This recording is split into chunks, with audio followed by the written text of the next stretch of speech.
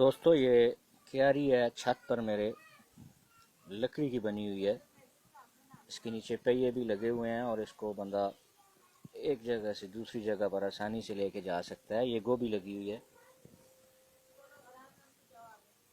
ये गोभी का फूल आप देख सकते हैं। ये एक और फूल है और ये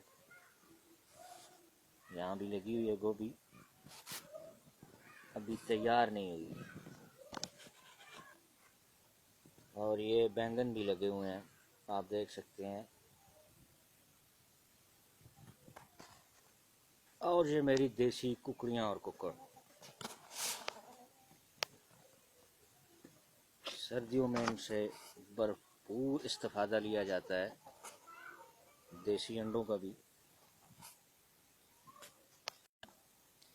ये एरोकेरिया का खूबसूरत पौधा, ये जामन और ये माल्टा, ये लेमन है छत पे लगा हुआ। और ये अमरूद, ये भी छत पे लगा हुआ है। और ये सदाबहार पौधे फूल, ये खिज़ां में भी मुरझाते नहीं हैं। और ये सिट्रस का पौधा, ये एक और डरबा है मुर्गियों का।